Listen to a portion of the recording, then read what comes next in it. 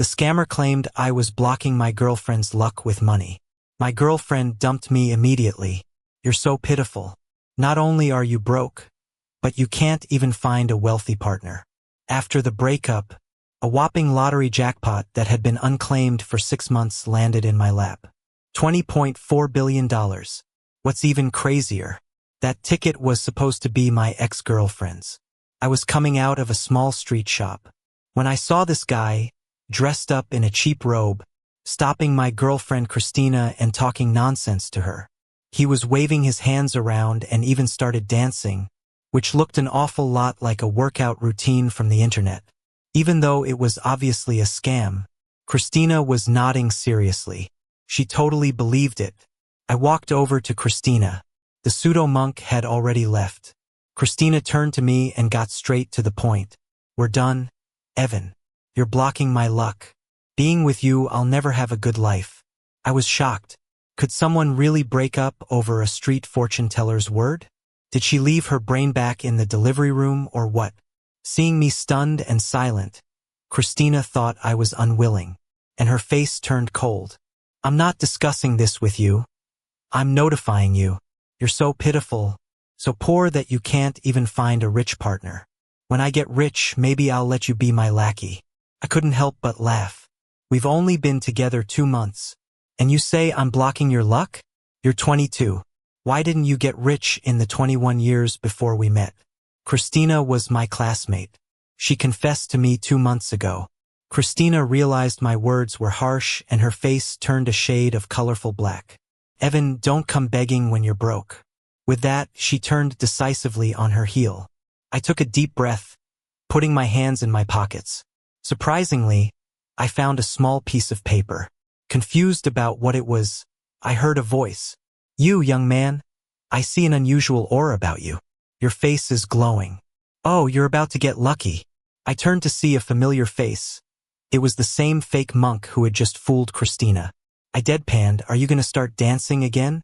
Embarrassed, the fake monk dropped his hands. You just turned my girlfriend into my ex. The fake monk finally got it. Wow, someone actually believed it.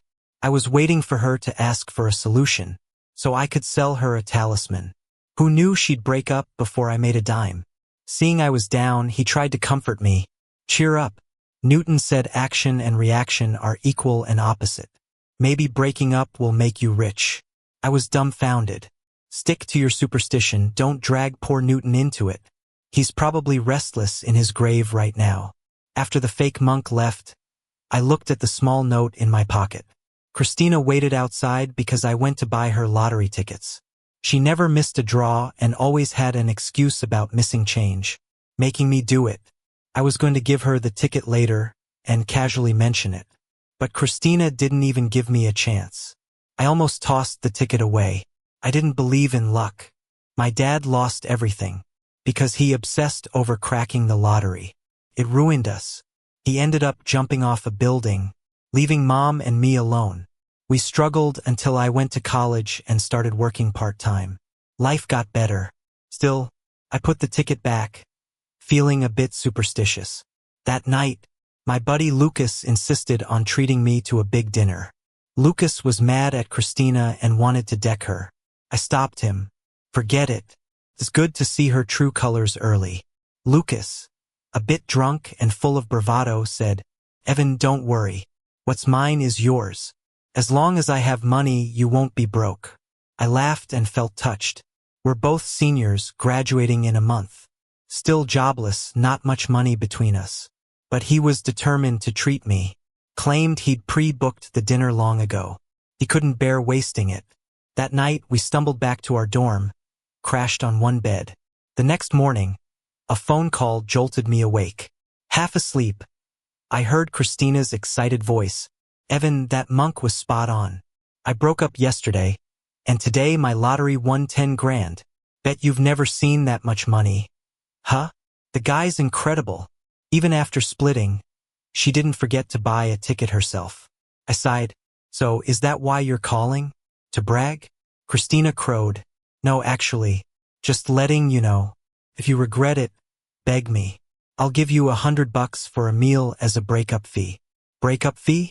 I spent more than 100 on those tickets. I sneered. No need. Keep it, buy yourself some pig brains. Then hung up. Lucas was awake, having heard everything. He couldn't believe she still counted on lottery luck. Shrugging, I got dressed. A small paper fell from my pocket to the ground. Lucas asked curiously, "What's that?" "Oh, the lottery ticket I got for Christina." "Nothing, just Christina's ticket." "I'll toss it." Lucas waved his hand. "Check it, man. What if it's a winner? Maybe not 10 grand, but 1,000 is cool." Saying that, he pulled out his phone to check online. I kept dressing and teased. She said I block fortunes. Might as well apply for some jobs, we're still unemployed. Unexpectedly, Lucas didn't respond. I turned my head in confusion. I saw Lucas holding a phone in one hand and a lottery ticket in the other. His eyes were wide, and his mouth was so open he could probably fit an egg in it. He stood there with a stiff neck, looking at me. After a moment of shock, he lunged at me. Maybe he had too much steak last night because he was incredibly strong. Took me a while to shake him off. He really won. Huh? More than Christina's 100,000? Lucas nodded, nodding like crazy. More. Couldn't believe it. Really? How much more? Lucas did some quick math. Not much more. Before I could finish my sentence, he casually added just an extra 2 billion or so. A week later, Lucas and I went fully prepped to the lottery center to claim the prize. Before taxes, it was $2.4 billion. After taxes, it was $1.6 billion. Right there, I donated 100 million and deposited the remaining 1.5 billion straight into my bank account. Lucas refused to take a share, saying in his words, "It feels more like a billionaire's spending if it's with you." With a massive amount of cash at hand, Lucas and I discussed how best to spend it. There was no way I was going back to work. Wouldn't that be a waste of my crazy good luck? A house was essential, so I planned to buy 2 large apartments downtown, one for myself and one for Lucas. Then we'll grab 2 adjacent villas with yards so my mom can move in. She loves gardening. She can finally have her own garden. Lucas and I could live in the villa next door so we'd be close. Lucas said he wanted both a cat and a dog. I thought about it and agreed. Plus, to make it easier to take my mom out, I planned to buy 2 cars, one for Lucas and one for myself. After adding it all up, we'd still have about 1.2 billion left. I was amazed. I never thought money could stretch so far. Let's stash 600 million and live off the interest. The other 600 million will cover daily expenses. Lucas cracked a grin. Even if you go house shopping every day, you couldn't burn through 600 million. Pinched his nose. I've got this much luck. Of course, I need to spread it around. We'll help out impoverished areas with some schools and libraries and set up foundations to encourage scientific research. And didn't you love jewelry design? We could even start your jewelry brand. Lucas froze for a second, then broke into a big smile. Whatever the billionaire says.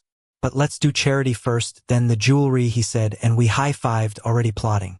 Once the plan was set, we started preparing. In our flashy new Porsche, we raced to the city's top villa area. Who'd have thought it, running into Christina? The real estate agent saw us step out of the Porsche and rushed over. When I said I wanted to see the best villas, he hesitated, giving us and our simple clothes a quick, discreet once-over. Then he asked cautiously, "Our best villas are the 2 premium ones, each over $1 billion. Are you gentlemen interested?" Lucas and I exchanged glances, both thinking, oops, forgot the shopping spree in our plan. I raised my eyebrow and said, "We're planning on 2. If they're right for us, we'll take them both." The agent's face lit up, and he politely led us to check out the villas. I immediately fell in love with the spacious yard and the pointed attic. We paid in full on the spot. The agent was practically on cloud 9, touching the contract like he was in a dream. "Wow, the wealthier they are, the more low-key they act," he mumbled. "You 2 came in looking modest. My colleague even said you might be influencers who rented a car for social media photos. You probably wouldn't buy. If it wasn't their turn, they wouldn't have pushed me to assist. It wouldn't have been my sale." I chuckled and whispered to Lucas. "Wonder if that agent regretted sending someone else," I said. Lucas replied in a low voice, "The agent looks like Christina. Missed their chance to cash in." If Christina knew that the 2 billion jackpot was originally hers, she'd probably faint. As soon as Lucas finished, we heard a familiar voice. Evan, what are you doing here? Oh, I know, looking for an internship, right? It was Christina, arms crossed, looking smugly at me. With her was a classmate we both knew, Mike. Christina boasted, Mike is my boyfriend now. Did you know? He's the bank manager Leo's son. Very wealthy. Mike had a superior air about him but couldn't hide a bit of envy. Good looks but still looks poor, he said. No wonder you broke it off. Christina, smirking at me, said, Mike just got a townhouse here. Paid the down payment right away. If you begged me, I might put in a good word. Help you out, at least for the interview process. She laughed, pity in her eyes for my internship struggle. I chuckled. What's wrong with being an agent? They work hard for what they earn, unlike some folks who don't even respect themselves. Lucas added, yeah, with you around, they don't need a guard dog. At that moment, Christina leaned over to ask Mike if he wanted water, only to be pushed aside impatiently. Our comments hit the nail on the head for Christina. She angrily stepped toward me, but the security, called by the agent, stopped her. The security guard, a little shaken, patted his chest. Excuse me, miss. If you continue to harass my clients, we'll call the authorities. Mr. Evan here is a valued client. He just bought 2 premium villas. Please mind your words. Christina couldn't believe it, glancing between the agent and me until realization dawned on her. Turning to me, she accused, you've really fallen. Settling for a sugar daddy? Aren't you worried you'd bankrupt them? Mike sneered at me, grabbing Christina's arm. Let's go. Don't talk to people like that. PM today, my dad's got a meeting with a big client. We're gonna tag along to see what that's about. Heard they're planning to deposit over $1 billion. If my dad lands this deal, he's in for a hefty bonus. While he said this to Christina, Mike kept throwing smug glances my way, as if he was showing off. Once they left, Lucas dazedly asked me, I thought you had a morning meeting with that banker Leo?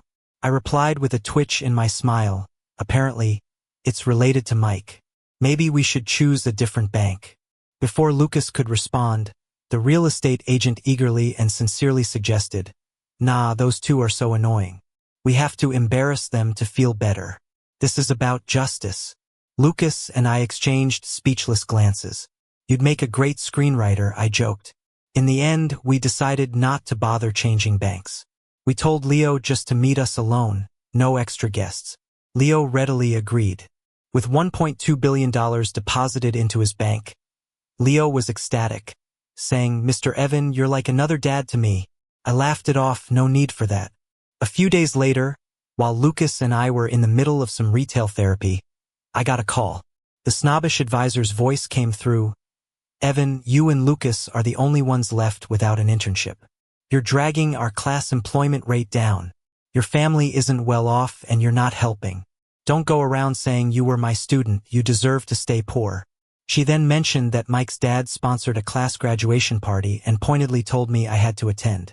With weird sarcasm, she added, you'll come, right? It's at a 5-star hotel.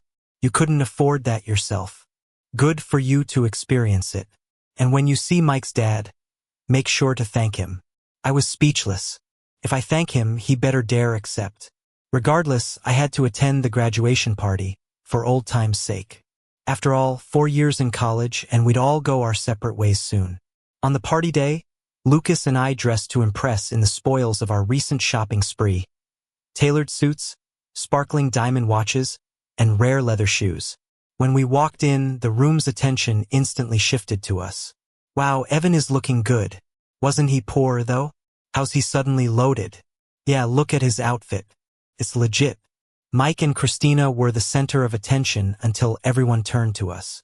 Mike's face twisted in anger, and he loudly declared, you guys might not know, but Evan hasn't worked because he's hooked up with a sugar daddy, and he brings bad luck. Christina hurriedly chimed in, that's right. I can vouch. When we were together, I was always broke. After breaking up, I won $100,000 from the lottery and met Mike. Such a great boyfriend. The advisor, who was speaking with bank manager Leo in the corner, heard the commotion and looked over. It was hard to say who flinched first. Leo started sweating bullets, thinking about his earlier comments.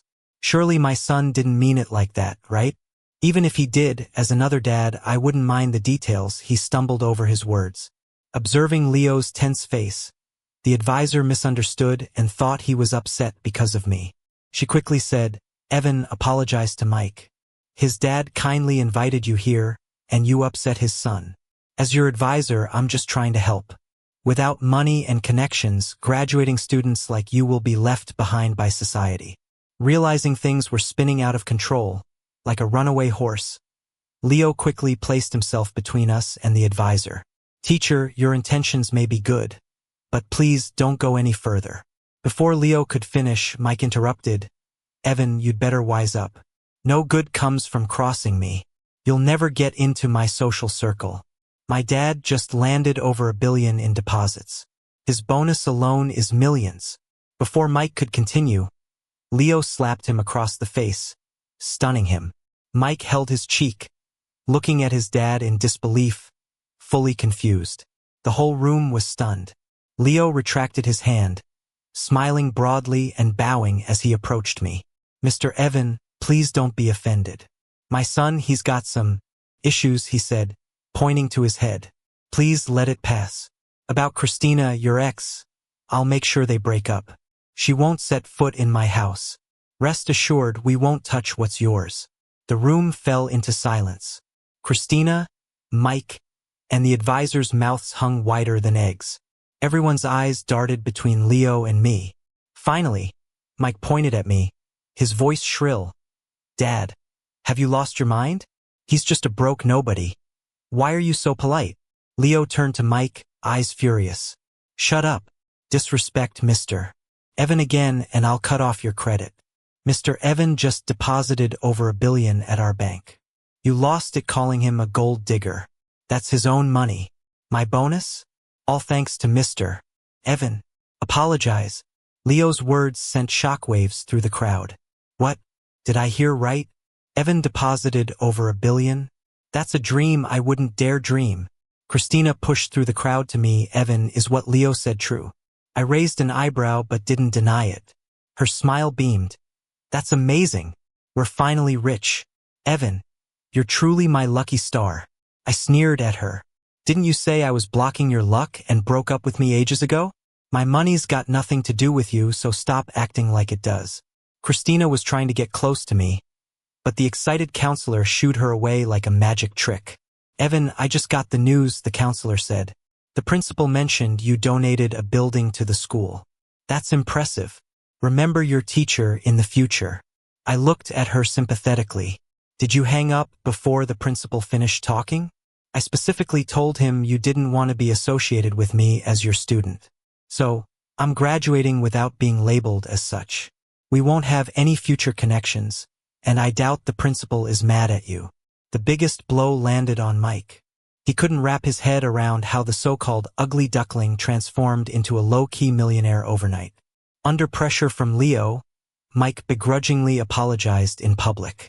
Since his glare was too eerie, after the day's drama ended, I asked Leo to move my funds to another bank, just to cut off connections with these people. Leo begged dramatically, trying to change my mind, but I stayed firm. As for Mike, I guess they cut him off financially. Not long after, I noticed posts about him borrowing money on social media, but that's none of my concern. When Lucas and I started contacting Hope schools, Christina showed up. She had found out I bought 2 high-end villas and waited for me outside. She couldn't get in but camped outside the gates anyway. As soon as Lucas and I stepped out, Christina, eating instant noodles by the entrance, rushed over excitedly. Evan, I figured out where your money came from. I sent you my account number. Transfer the money to me right now. If it's not yours, you shouldn't worry about it burning your hands. Lucas and I exchanged glances. I pretty much expected this day would come, considering how public my poor status was, and the media's frenzy over the $2.4 billion lottery. Christina knew I bought a lottery ticket for her that day and easily pieced things together. Still, I found it amusing. Why would I give it to you? I laughed. Christina, already fed up, said, Come on, stop being petty. I was joking that day. Give me the money, and I'm your girlfriend again. Is that okay? Wow, that's some planning you got there. I could hear it all the way from the southern hemisphere. I shot back. Nope, not gonna happen. It's got nothing to do with you. Christina started acting like her usual self again, threatening me. If you don't give it, don't blame me for what happens next. I sincerely suggested, why not call the cops? Christina lunged at me in anger, but a tall, solid figure stepped in her way. Mr. Evan, how should I handle this? Asked my bodyguard. I already anticipated this, so I had plans in place. Ever since winning the lottery, I'd been searching for a bodyguard. Being poor taught me to plan 3 steps ahead. My bodyguard was an acquaintance from my hometown, with decent family conditions and a high level of taekwondo skills. He had always lent a hand to my family. After careful consideration, I hired him with a high salary. He was dependable, not overreaching, and very loyal. I signaled him to let Christina go and smirked, Christina, I'll let this slide, but next time, don't expect me to be so lenient. I've got 1,000 ways to deal with you now. Christina wasn't scared off. She couldn't come to my door again but kept trying to contact me every day. Understandable, considering the billions involved. She started by cursing me out on the phone, likely working from a script, spitting venom for 3 days straight without repeating a word. When that didn't faze me, she tried reasoning with me, appealing to my empathy, and finally resorted to tears. Watching it all was pretty entertaining since I wasn't gullible. All I could do was applaud her effort. Realizing I was unyielding, Christina really did call the cops. That was unexpected. The police came to talk. Mr. Evan, they said, Christina claims you stole her lottery ticket worth $2 billion. What do you have to say? I shrugged and showed them my purchase records, clearly proving I paid for the ticket. Additionally, the lottery center verified that the ticket was always in my name. We went to the lotto store, and the owner remembered me. Yeah, he's a regular. I joked about the prize potentially reaching $2 billion, and it actually did. I could talk about this forever. The officer then asked the owner about Christina's visits, and they replied with uncertainty. I might have seen her months ago, but she hasn't been here for a while. The cops gave Christina a reality check before letting us all go. Christina didn't back down. Soon after, Twitter was buzzing with a trending post. Lottery winner accused of theft. True owner speaks out. On Twitter, Christina wrote a tearful account, painting me as a greedy, sly guy who stole her prize and dumped her just moments after. She even uploaded a stack of her old lottery tickets as evidence, convincing everyone she was wronged. People really started taking her side. They were saying that if I didn't return what they thought was rightfully hers, they'd start bullying me online. Lucas was so mad he just threw his phone. Christina's gotta be some kind of idiot, he said. Her ego's bigger than the Pacific Ocean. I handed him a bowl of freshly cooked bird's nest soup. Don't be mad, have some soup, I said. Lucas took it grumpily and noticed how calm I was eating mine. He couldn't help but ask, aren't you upset? Christina's spreading all this nonsense. And now look at those people online, blasting you without getting the facts. I laughed. Freedom of speech, right? We've got money, who cares what they say? Plus, I already planned for this. That's right, I always play the long game and I was ready for what was to come. Christina didn't get that the higher you fly, the harder you fall. I was just waiting for things to blow up completely. When Christina's accusations hit the top trending spot, that's when I struck back. After the last time cops got us to face off with the lottery store owner, I went back and asked for all the surveillance footage from the day I bought the ticket inside and outside the store. The tapes showed me buying the ticket, and the whole scene outside when Christina broke up with me. Plus, the chat history on showed she'd been making excuses for months, asking me to buy tickets for her. The store owner even made a little video, calling out Christina's bad behavior, and stated that the cops had already figured out the truth. He made it clear I was the real victim. Of course, I paid him a good amount for this help. I put all the evidence together and published it. It went viral. Compared to Christina's claims that were all talk, my evidence was solid. People could easily tell who was lying. The online crowd was furious at being used like that and started voicing their anger. So what? I see a lottery ticket. Guess it's mine. Quick! Someone tell me this logic sound. I see a building going up across from my house. Guess it's mine too. Next winning ticket is totally mine. Don't ask why, I just say so. Christina got bombarded with so much hate she deleted her account. But that didn't stop the online mob. Even her classmates chimed in. This is my classmate, I was there. She dumped the guy, and now he's rich. She's all we this and we that. Yeah, you didn't see how desperate she was. The whole mess got so big that Christina's school canceled her diploma. Even her advisor got canned. Her internship offer? Canceled too. The HR director called personally. We can't hire someone like you. What if one day you decide our company is yours? And just like that, Christina had nothing left. Well, nothing but a reputation that stinks for miles. Anyway, the day our first donation reached the Hope School, Lucas and I had a big fight about money. He stormed out, and I was so mad I sent the bodyguards away. So there I was, alone, drowning my sorrows in a big villa, when a not-so-friendly voice piped up. Evan, is that you? All alone? Huh? Looks like money isn't everything after all. Or maybe that money ain't yours to begin with. The lights flicked on, and I squinted at the sudden brightness. When I could see straight again, there were Christina and Mike standing there. Christina had a knife and Mike was holding some rope. I backed up, nervous. How'd you get in? Christina smirked. You forgot? Mike bought a house in this neighborhood too. Not as grand as yours, but enough to get in. Mike was impatient. Stop chatting and get on with it. Christina snapped back to business, looking down at me. Evan, I don't want to hurt you. I know you've got billions in the bank. Just transfer it to me and I'll let you live. I frowned. Robbery and kidnapping are illegal. Christina lost it. What else can I do? You forced my hand. Everything's gone because of you. I have no choice. I grinned. And if I say no, you gonna kill me? Christina stepped forward. Yes, I will. But not before I mess up that pretty face of yours. She was just a few feet away when the front door burst open. Police! Drop the knife. Relief washed over me. Couldn't help but roll my eyes. Lucas, couldn't you have been any slower? Here's how it really went down. A few days back, our bodyguard noticed Christina sneaking around the villa. Lucas and I talked it over and decided to lay a trap. The villa was already set up with tons of cameras, and Lucas could check them on his phone. Today, we pretended to fight and sent the bodyguards away. Right after, Lucas headed straight to the nearby police station, parked himself there, watching the monitors. The minute Christina made a move, Lucas called the cops, live streaming everything on the road. The bodyguards took the back route to block any escape. With all the evidence, it was an open and shut case. Mike and Christina were both caught. Lucas hired the best lawyer, making sure they got the maximum punishment. Christina's looking at least 10 years behind bars. With that circus over, we got back to our lives. The villa's all decked out now, and I chose a day to bring my mom over from the small town. On moving day, the village was buzzing.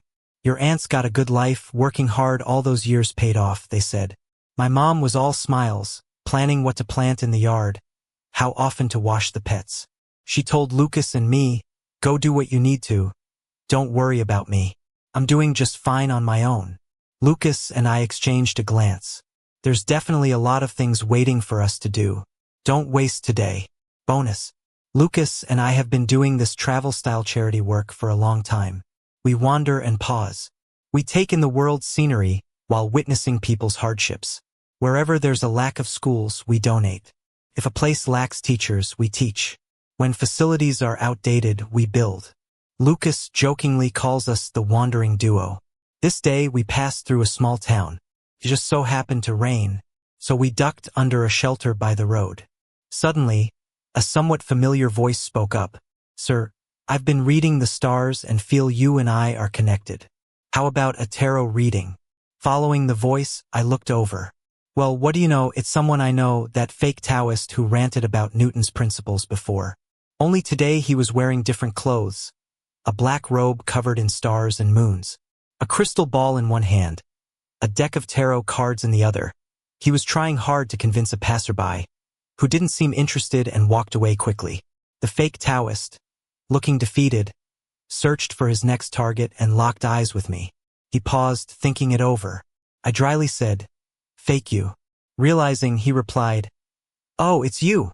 I raised an eyebrow and said, "I thought you did fortune-telling? Changed careers?" He seemed annoyed. "It's not fortune-telling. We're promoting science and fighting superstition."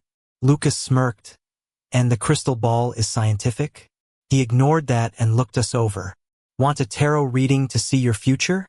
Lucas and I said in unison, "No thanks." Then we exchanged a smile. Even if we don't predict it, we know the road ahead is smooth. All we want to do is share our good fortune with others.